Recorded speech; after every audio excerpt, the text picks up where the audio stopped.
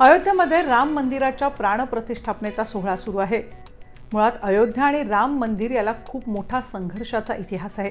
त्यावर आपण एक नजर टाकूया। अयोध्या हे मुळात मंदिरांचं शहर होतं। अयोध्या शहरातील दशरथ महलात भगवान श्रीरामाचा जन्म झाला असं मानलं जातं।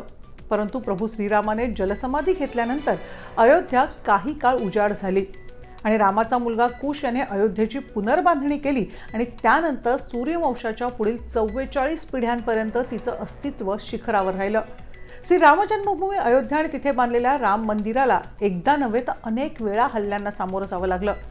राम जन्मभूमी अयोध्येचा जवळजवळ 500 वर्षांचा इतिहास आहे आणि राम जन्मभूमी हे देशातील सर्वात जास्त काळ चालणाऱ्या प्रकरणांपैकी एक। अयोध्येच्या 1528 ते 2020 या संपूर्ण 492 वर्षांच्या इतिहासात अनेक टर्निंग पॉइंट्स आले। वर्ष 1528 मुघल सम्राट बाबरचा सेनापती मीर बाकी याने वादग्रस्त जागेवर मशीद बांधली होती। दरम्यान हिंदू समाजाच्या लोकांनी दावा केला की हे ठिकाण भगवान रामाचं जन्मस्थान आहे आणि या ठिकाणी एक प्राचीन मंदिर देखील आहे।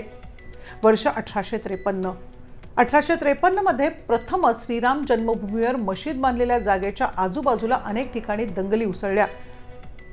वर्ष 1859 मध्ये ब्रिटिश प्रशासनाने विवादित जागेवर कुंपण घातलं आणि मुस्लिमांना इमारतीच्या आत पूजा करण्याची परवानगी दिली तर हिंदूंना व्यासपीठाजवळ बाहेर पूजा करण्याची परवानगी दिली। वर्ष 1949 अयोध्येत श्री राम जन्मभूमीचा खरा वाद हा 23 सप्टेंबर 1949 रोजी मशिदीत प्रभू रामाच्या मूर्ती सापडल्यानंतर सुरू झाला।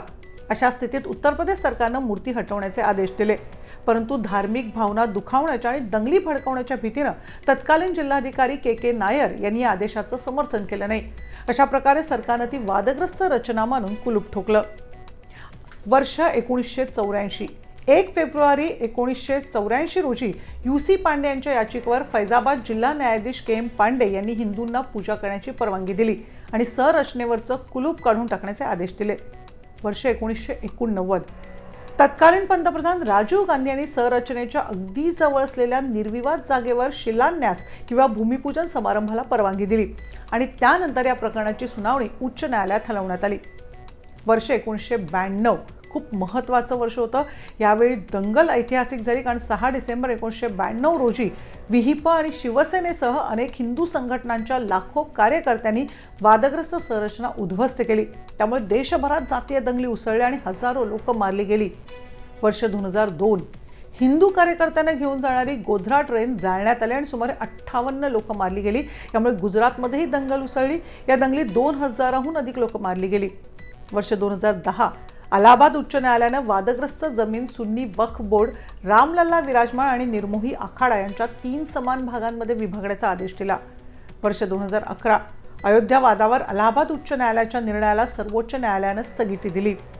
वर्ष 2017 सर्वोच्च न्यायालयाने न्यायालयाबाहेर तोडगा काढण्याची मागणी केली आणि अनेक भाजप नेत्यांवर गुन्हेगारी कट रचण्याचा आरोप पुन्हा लावण्यात आला।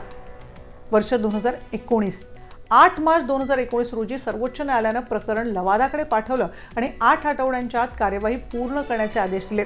दरम्यान अयोध्या प्रकरणाची सर्वोच्च न्यायालयात दररोज सुनावणी सुरू होती आणि 16 ऑगस्ट 2019 ला सुनावणी पूर्ण झाल्यानंतर निर्णय राखून ठेवण्यात आला।